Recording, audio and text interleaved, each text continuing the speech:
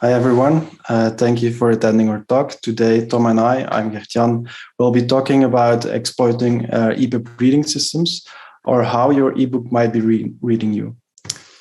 First, a little bit of context. So nowadays when a book is published, it's not only published in a physical format, but also in a digital format, so-called ebooks. And throughout the years, a lot of ebook formats have risen, most of them proprietary.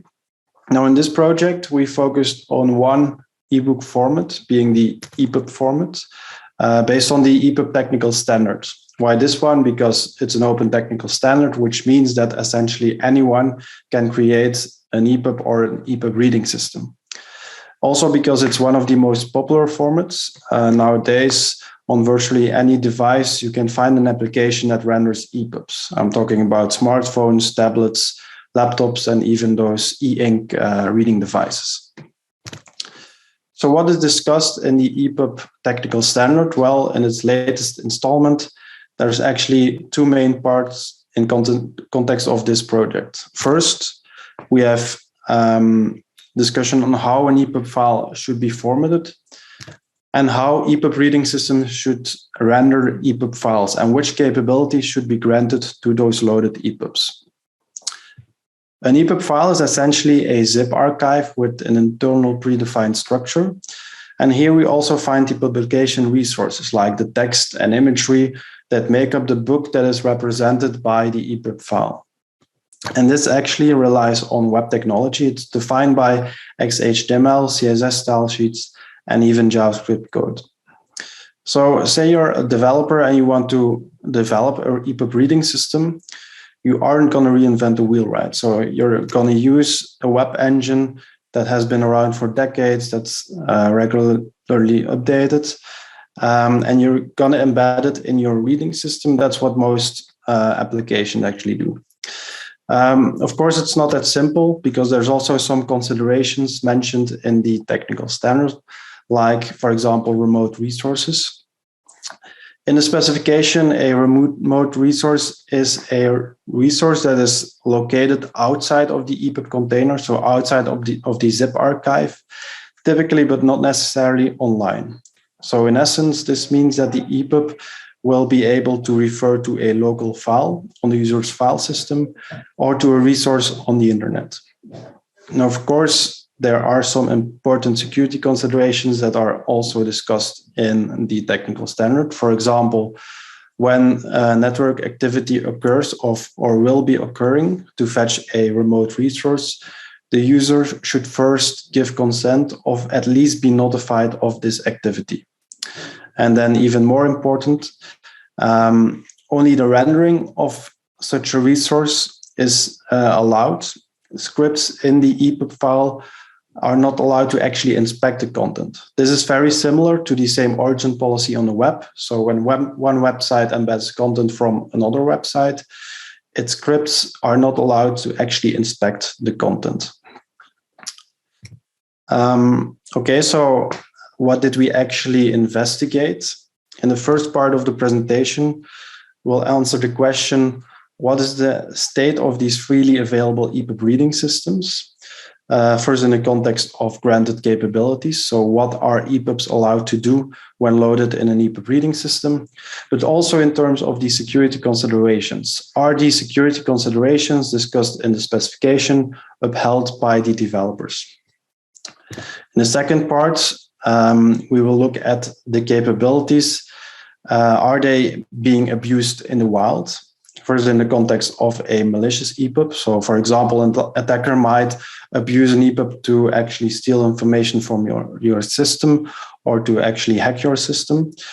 But this can also be looked at in the context of a publisher. For example, if you buy an EPUB book from a vendor, it might include tracking codes to actually, for example, have a look at what other books make up your personal library. So let's have a look at the first question. For this, we evaluated a total of 97 reading systems. Like shown here, 27 desktop applications, 55 mobile apps, 10 browser extensions, and 5 physical e-readers. We did this using or developing a semi-automated black box evaluation framework, which is essentially a testbed of multiple EPUBs. And when such an EPUB is loaded in an EPUB reading system, it would automatically execute our experiments. After the experiments, the results will be shown on the e-reader screen or will be sent to our local web server, if allowed by the EPUB reading system, of course. On the right, you can see the experiments that we executed. Due to timing constraints, I won't be able to explain them all in detail, but in the next few slides, I will discuss the most interesting ones. Also, we open sourced this testbed of EPUBs. So if you're interested, have a look at our GitHub repo. In the first experiment, we check whether JavaScript is executed. So this is quite simple. We include JavaScript. To be comprehensive, we included it in different ways. So for example, inline or external. Also to account for the EPUB reading systems that might embed a very outdated web engine, we try to be as backwards compatible as possible. For example, we used ECMAScript 5 instead of 6, and we also avoided using the more recent JavaScript function calls. As for remote communication, we leveraged a GitHub repo named HTTP leaks, which is a comprehensive set of HTML tags that initiate requests. So using these tags and also some other JavaScript function calls, we tried to initiate requests to our own server, and server side, we checked whether the request was received, such that we could safely say whether remote communication was supported. Also, client side, we checked the consent flow and checked whether any notification was given to the user about this network activity. And we also checked if the EPUB was allowed to access the local file system. For example, using the file protocol, using a direct link at a resource that might be interesting to an attacker. To bypass the potential enforcement of the same origin policy, we also leveraged symbolic links. So first, we try to infer whether a file existed on the file system. The easiest way to do this is by trying to render the file, for example, in an iframe, and then check whether the onload event is fired. If that didn't work, we tried timing attacks. So we compared the timings needed to fetch a non-existing file with the timings needed to check the existence of, or the time needed to fetch an existing file. And if the difference was consistent, we could conclude that the attacker might be able to infer the existence through a timing attack. And here we also looked at the on-error event of the fetch, for example. Also, we used a file system in user space. This is a file system on top of the native file system, which can be altered to lock access to certain files. We also try to leak file contents using various JavaScript APIs and also some HTML tags. So URI schemes can be used to give a hint at the operating system as to which application to use to open the link. For example, in this first links, if you click it on the link with the mail to scheme, your operating system will open your default mailing application, which will start a draft directed at my email address. But this could be abused by an attacker. How did we test it? We put the URL in an HTML document inside the EPUB, and then using JavaScript, we use the click function to actually emulate a user click. And then we check the consent flow first at the level of the reading system and also at the level of the target application. There's also some custom URI schemes like Twitter. If you click this link on your mobile device and Twitter is installed, then this application will open.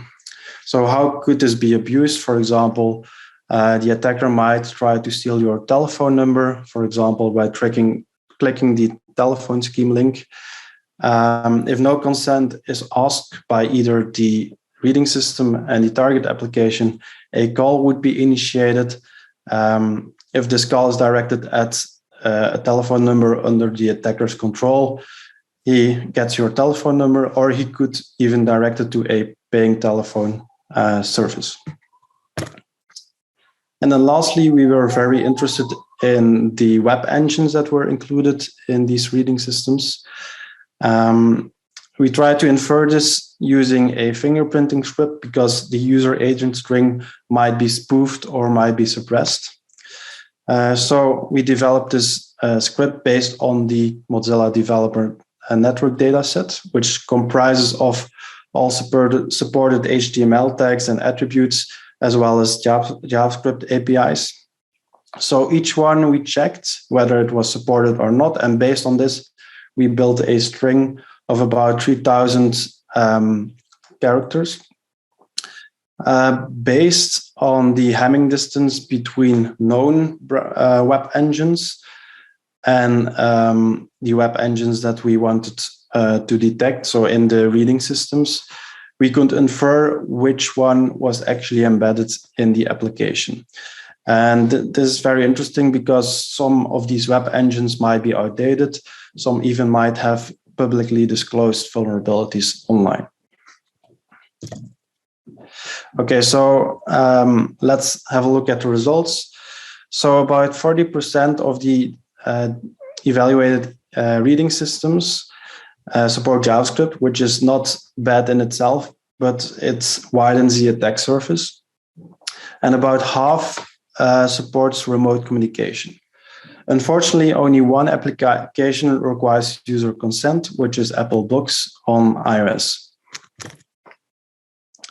16 of the evaluated applications allows an EPUB to infer the existence of local files on the local file system. And half of those, so 8, also allow the EPUB to read the file contents of these files. Very interesting side note is that none of the iOS applications were vulnerable because of the design in the application framework. And also, as for the browser extensions, same origin policy prevented access to the local file system. Okay, so 25% of the applications that we evaluated supported URI handles, and less than half actually required consent to open an application. And lastly, fortunately, only 3 web engines were deemed insecure when we did the web engine experiment. Also interesting, so applications on smartphones can only use the web engine framework that is embedded in the operating system. So this is updated with every system update. So here, none of them could be insecure. Same with the browser extensions. The browser is automatically updated. And now Tom will explain why we actually consider these results or these vulnerabilities as a lower bound. Thank you for that, Gertjan. So the reason why these results are lower bound is actually because the tests that we did, they were predefined. So we could only discover what we were looking for.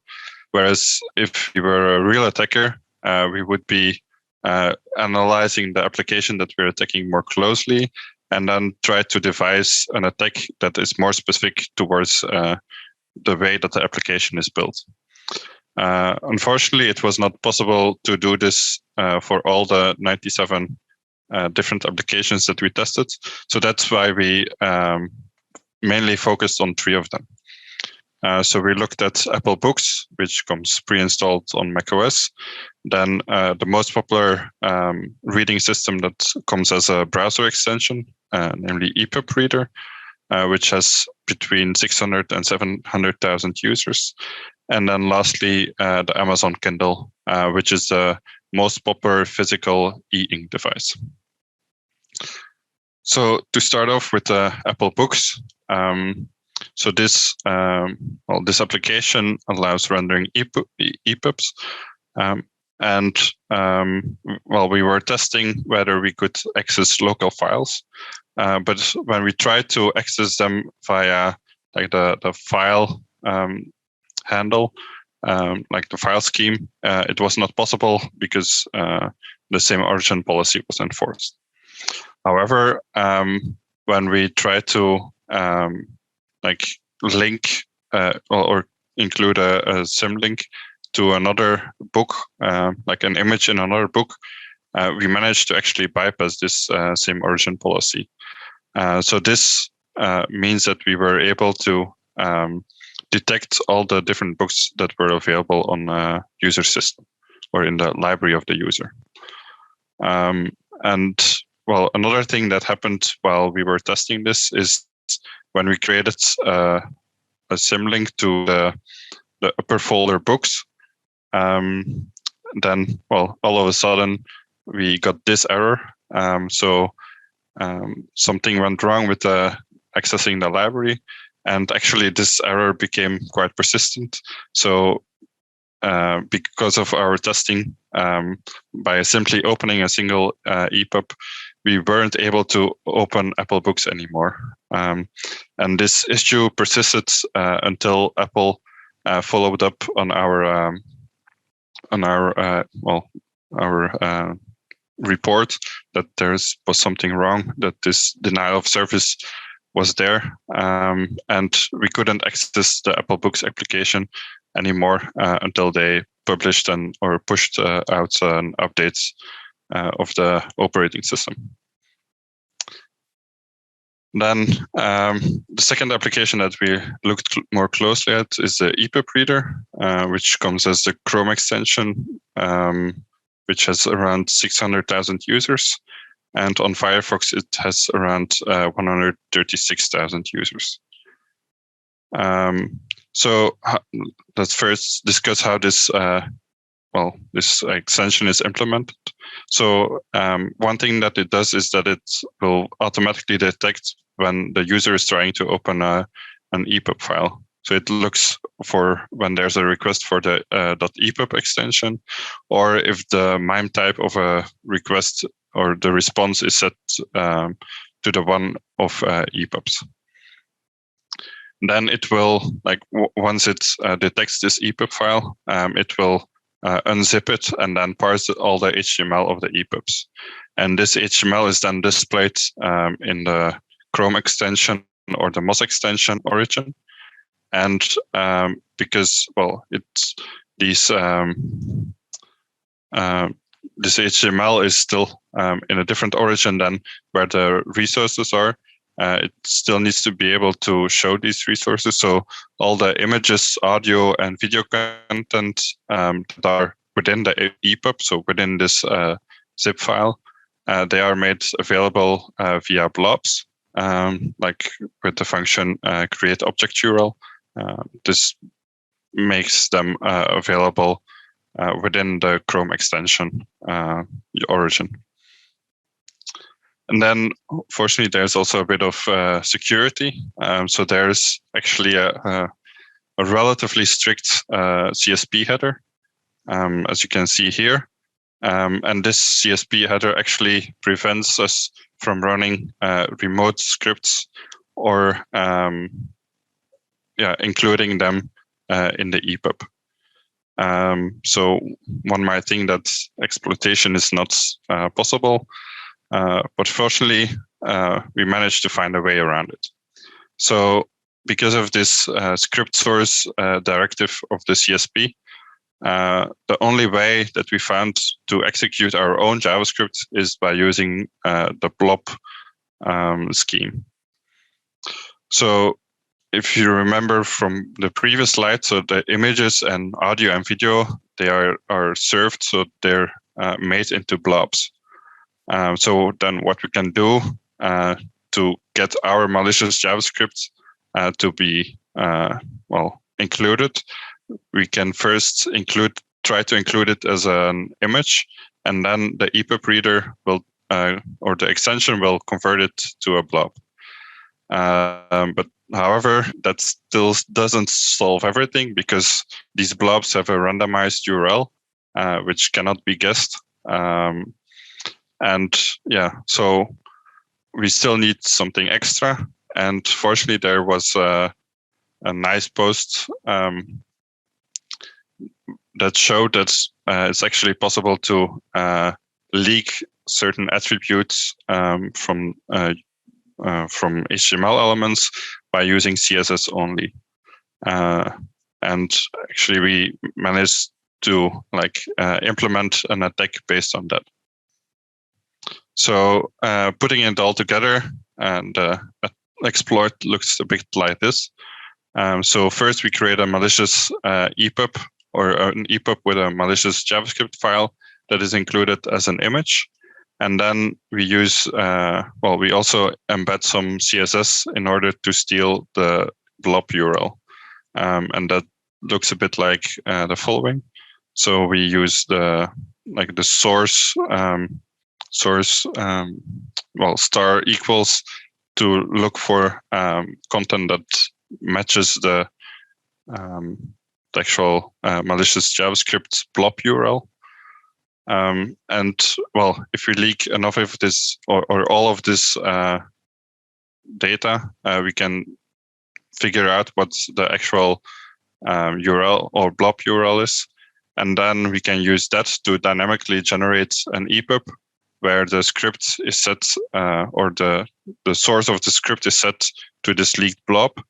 And that means that if we keep the first step open with the original malicious EPUB, we can access this blob in the second window as well.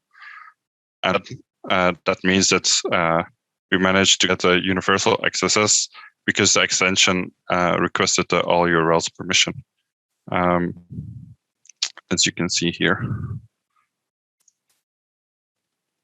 And then the last one that we took a closer look at was the Amazon Kindle. This Kindle also can be used to render EPUBs. And in order to do that, it will use a process called EPUBReader 2 to render the EPUB and AZW3 files. In order to render the actual content, it uses WebKit as its rendering engine. However, as it's also stated in the documentation of the Amazon Kindle, the JavaScript is disabled, and we looked at it and we saw that the enable scripts property is set to false. And also, it's not possible to do any sort of remote communication because the Kindle implements some kind of hooks into a WebKit function to make sure that no remote communication is possible from within the EPUB. And another thing, that might not really seem relevant at the moment, but it's possible for the user to choose which font to use.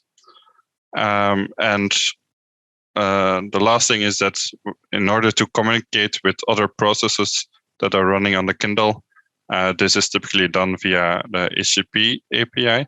So for instance, to change the font, it's possible to send a GET request to the following URL with the font defined in the font family parameter.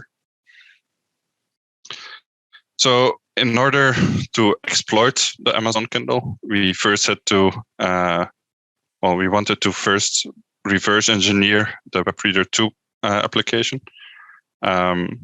So there we saw that, we found some kind of JavaScript. So we found that there's actually some JavaScript being executed.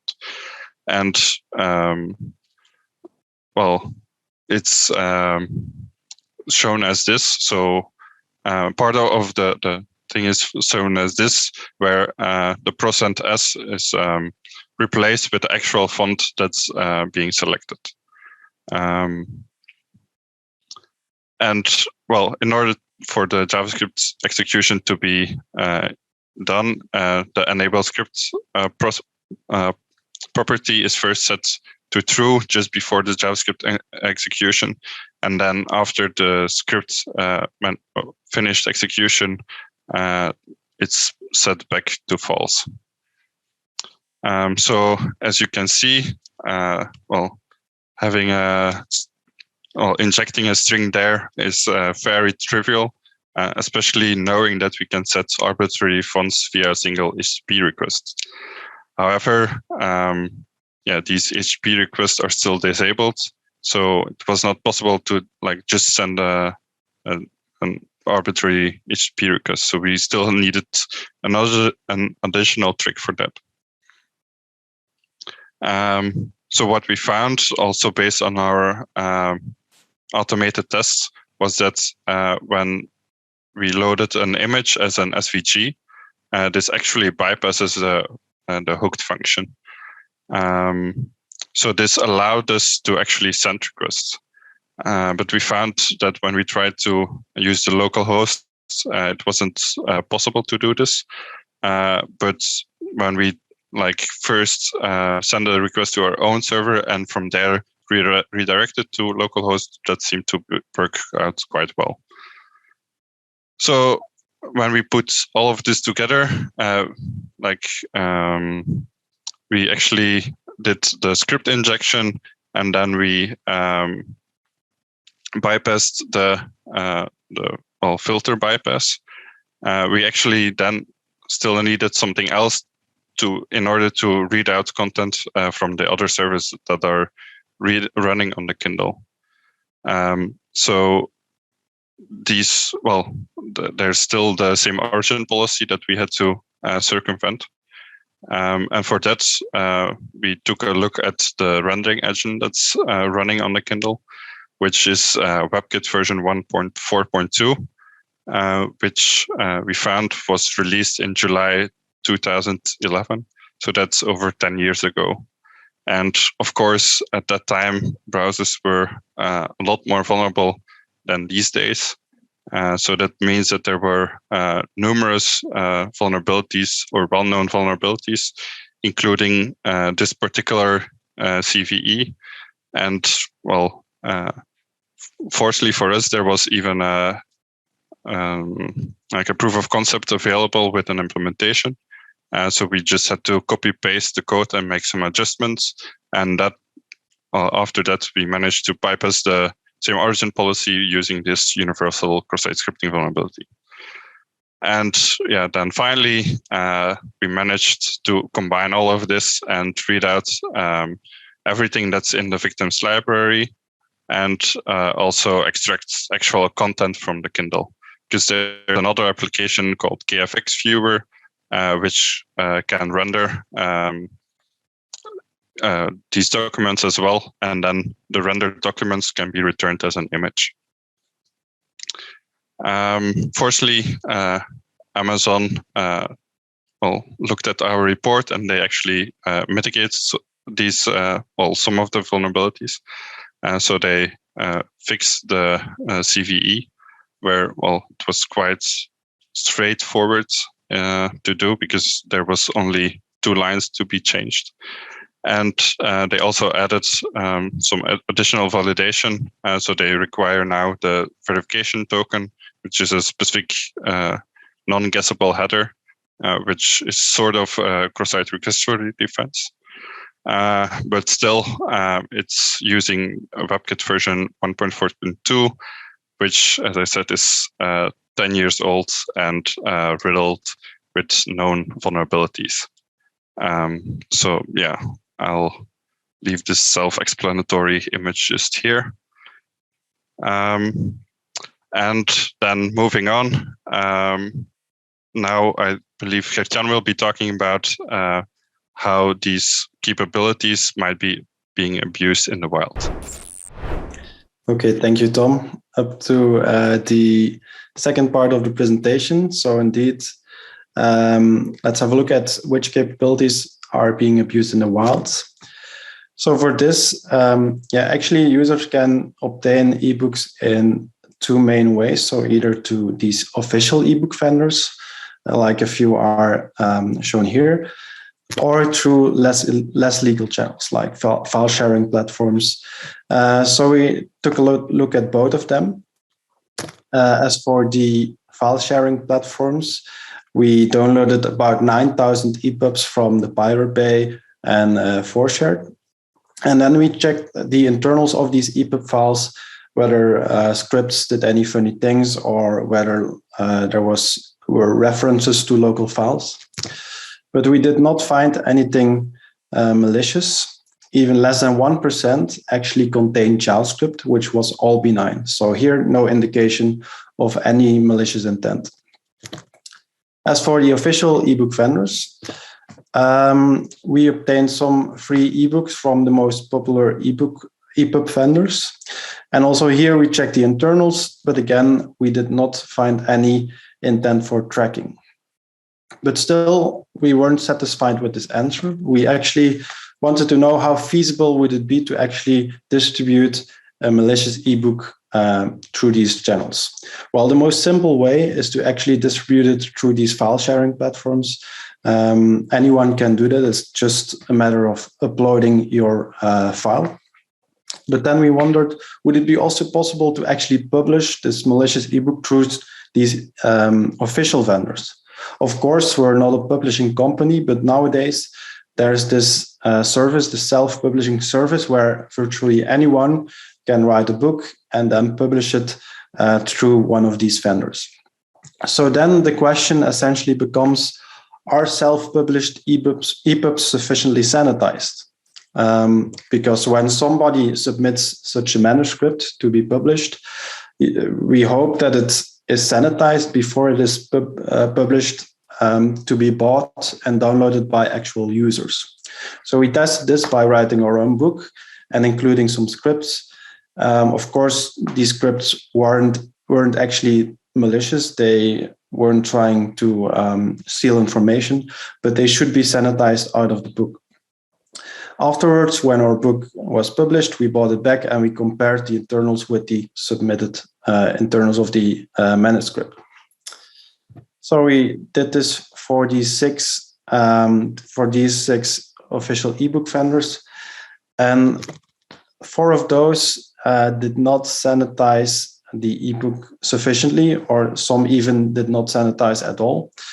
And this accounts for 94% of the self-publishing ebook market, which is quite a lot. Of course, we reported this to all vendors. Okay, we've come to the end of our presentations. I just want to give a few key takeaways. So first, almost none of the JavaScript supporting reading systems adhere to the security recommendations. For example, a significant part does not sufficiently isolate the local file system, which might lead to file content leaking of files residing on the local file system. We contacted in total 37 reading system developers as part of our responsible disclosure. We also have some concerns about the EPUB 3.2 specification. We think that the recommendations should be more strict, these recommendations in context of security and privacy, and also practical guidelines for developers, for example, on how to correctly configure an embedded web engine would help immensely to have more secure EPUB reading systems. And then lastly, we also think that JavaScript should not be executable in EPUB reading systems, because also in our real-world study, we did not encounter a lot of EPUBs that actually use JavaScript. And also local and remote resources were not that